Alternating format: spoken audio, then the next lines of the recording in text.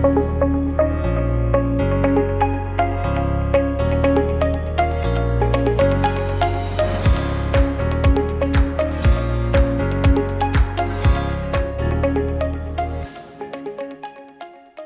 people of God. Welcome to the Cornerstone Podcast. I am Francis Westo, the host of the podcast. This week, in honor of Mother's Day, we have a special treat for all of you. I have asked a wonderful woman of God who happens to be a medical doctor, a member of our ministry's board, and my friend to be with us. Dr. Kristin Gates is one of the most godly women I know and a wonderful mother. When we asked the team who they wanted to invite to be with us today, she was the first person we all thought about, and we're thrilled when she agreed to be with us. Because we do our best to keep our podcast within 15-minute time limit, we are only going to ask Dr. Gates a few questions, but you are in for a treat. Welcome, Dr. Gates. The first question that I have for you is this. As a young mother, what is the best lesson that you have learned about motherhood? Thanks so much, Pastor Francis. That's an excellent question. And I also just want to thank you so much for having me here today. When you think about the most important lesson that I've learned about motherhood, I would say the first starts kind of on day one. As a primary care physician, I had taken care of a lot of women who were new mothers. In residency, I even delivered babies. So I had seen the process, and what you would see and hear sometimes is this level of self-sacrifice. Like I would hear about moms killing themselves trying to keep their family going, taking care of their kids, kind of this level of self-neglect. And I didn't understand it until I became a new mom and I had a C-section. And just medically, there's just no way that you shouldn't be the primary patient, but you are not when you're the mother. Your key goal is that, your child is dependent on you. And so then you need to breastfeed, you need to make sure that they're okay. And a lot of your pain and your recovery is kind of secondary to their survival. And what I realized was that moms who really struggle, that they continue that mindset well after the child is weaned, well after the child is now a toddler or in elementary school or high school. They still think that being a good mother means that they come second and the child comes first.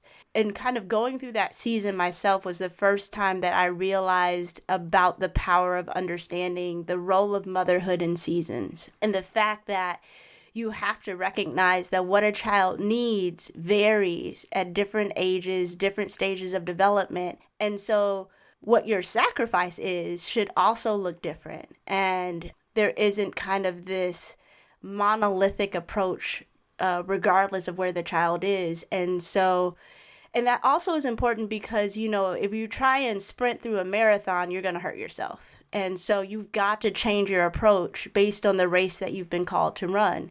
And so that has really helped me. When I was recovering from my C-section, trying to breastfeed Renee, and all this is difficult, I also knew that that wasn't going to be normative forever, that it was just that season. But then along with that was the second lesson that I've learned is this need to have both the ability to survive and savor simultaneously. Because those moments when they're little, when you are sacrificing a lot, you're just trying to make it to tomorrow. But then you look up and all of a sudden your baby is not your baby anymore.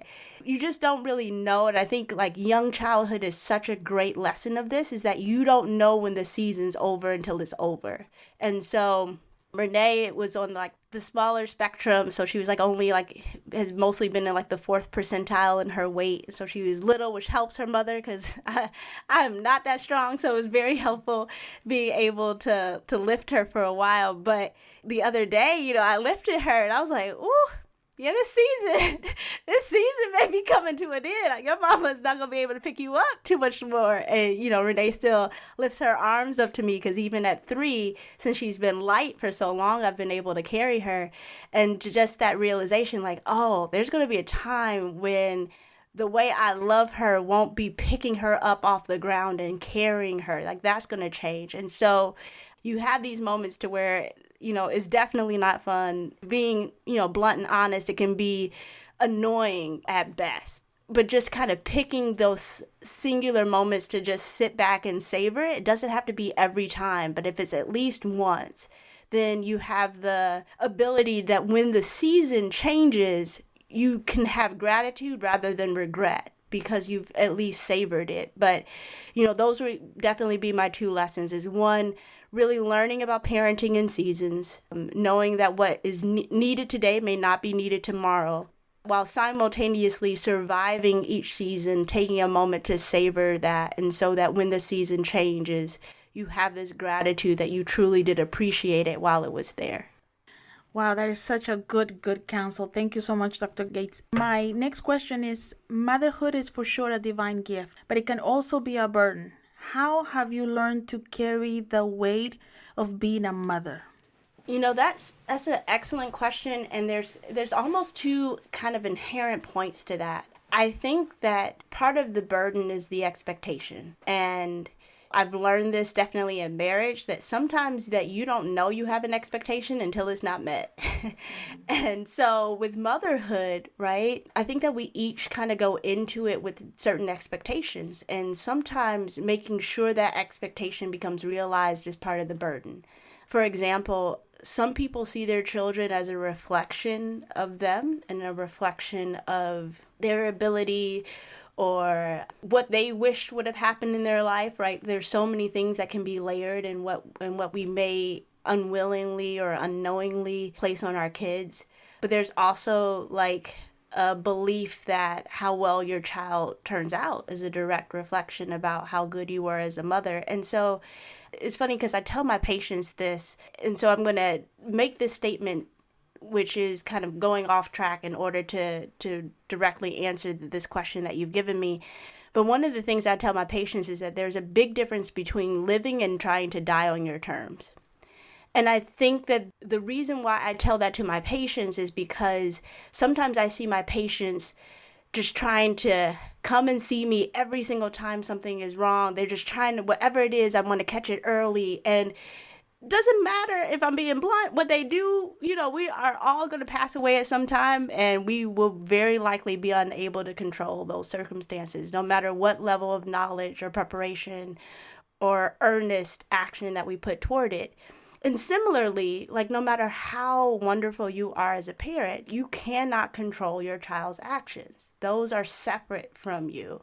And so the thing that helps me is an understanding about what is and is not my responsibility. And so I understand that my daughter's, her outcomes are beyond me. I have no control over the outcomes. I have no control over how many days on earth she has. I have no control over what plan or calling God has for her, and I have no control over whether or not she accepts it. But my responsibility is that I have loved her well. And so if I simply focus on my responsibility, I free myself of the burden of trying to control what I can't control anyway. And I think that that's how I keep my sanity, is because I realize the things that are and are not assigned to me. My assignment from God is to make sure that she had easy access to know who he is, have a blueprint about what it looks like to love and to follow him. And that needs to be mirrored in my life. That can't be mirrored in my statements, that can't be mirrored in my instruction or my discipline. That has to be lived. I do have this deep belief that I think that children resort to whatever their parents go to in desperation. So I think that children of alcoholics, that they tend to turn to alcohol even when they see the destruction, because I just think that we tend to think like our parents must have some insight about what to do in desperate times.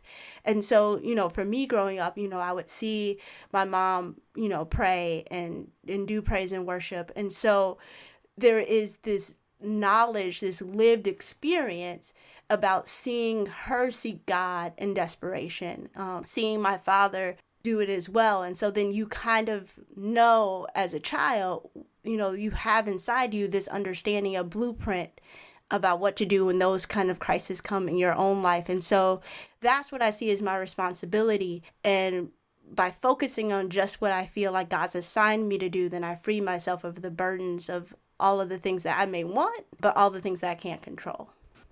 Okay, people of God, that's how and why you see that I consider myself a blessed and honored person just to have this amazing woman in my life, and for her to be my friend is just such a joy and a privilege. But doctor, I have one last question for you. Often what we give is based on what has been poured into us. What would you say to the mothers who want to leave a different legacy than what their mothers gave them? Thank you for that question, Pastor Francis. There is a level of intentionality. When I was in residency, I put on my wall, I put excellence won't happen by accident. And there are certain destinations that you won't get to unless that was something that you plotted out. And I think part of the first thing is an assessment of what you have and what about that you want to make sure you pass down and what about that you want to change. And allow that to inform your approach.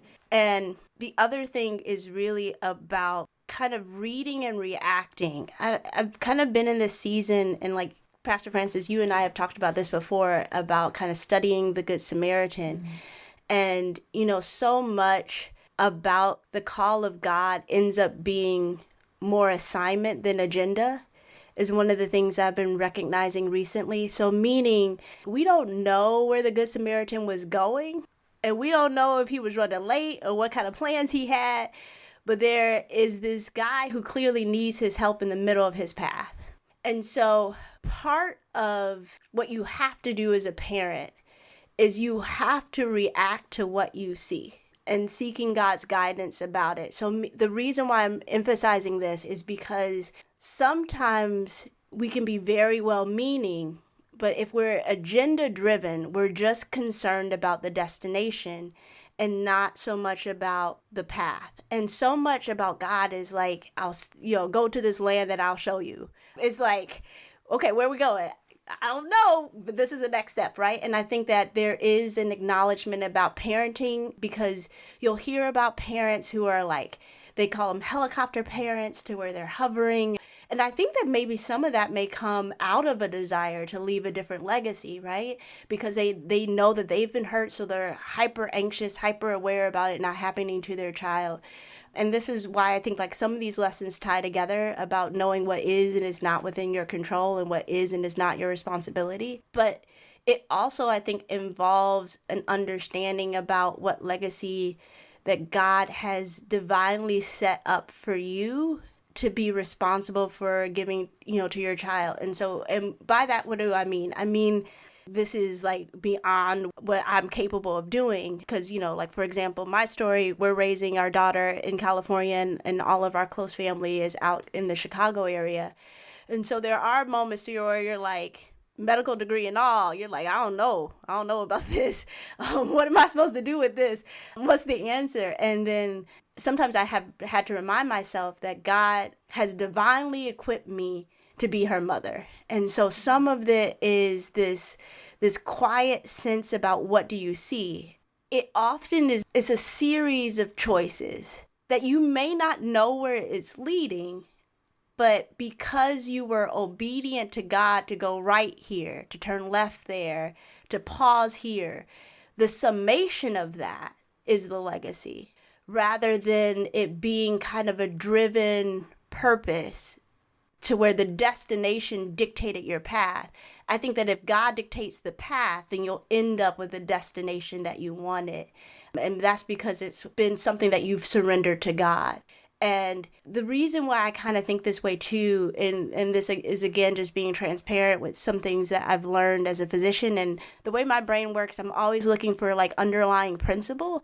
Sometimes we may have a goal that we don't want our kids to be wounded in this way, or we don't want them to have this burden, or we don't want them to have this struggle that we struggled with. But if they aren't where God wants them to be in the end, then how much of the fact that they had a different path to where He doesn't want them to be at, how is that success, right? And so I think that there is this surrendering about the knowledge of where your kid is supposed to end up. At best, we only see to the end of our own lifetimes, but what God does, He always works through generations, and His story is always so much bigger than individual lives. And so there is this purpose and divine destiny in each of our kids that we probably very bluntly won't live to see the full potential and the full plan that God has. And so it'll be impossible to really direct that legacy without us being God, right? So because we can't be God, all we can do is be obedient to him, right? And so I think that it's that kind of surrender that ends up being so important. I was in devotion recently and God told me, like, there's nothing that you need to learn that I can't teach you. And I feel like that is true for us as parents, that if it's not been poured into you, it's okay, because the creator of the universe has every resource to give you what you need in order to raise that kid. And he was well aware of what we didn't have when he divinely assigned us to be their parent. And it is the reliance on him for direction is how I think that we truly end up shaping our children's legacies, not merely about the normative or worldly success, but about that kind of godly success, to where God can look down and say, well done, like that kind of success. That's the thing that I've taken from it, because even coming from a situation to where I've been well loved and had a ton poured into me, I still don't know what his plans are for Renee. So that still means that I have to live a life surrendered as a mother, so that God can use me as the instrument that he wants in her life. Thank you so much, Dr. Gates, for all your wisdom. We appreciate everything that you do for Global Grace Ministries, and I sure love you. I hope you enjoyed this podcast. I know I did. For more information about our ministry, please contact us at globalgraceministries.com. Thank you and God bless you. Happy Mother's Day.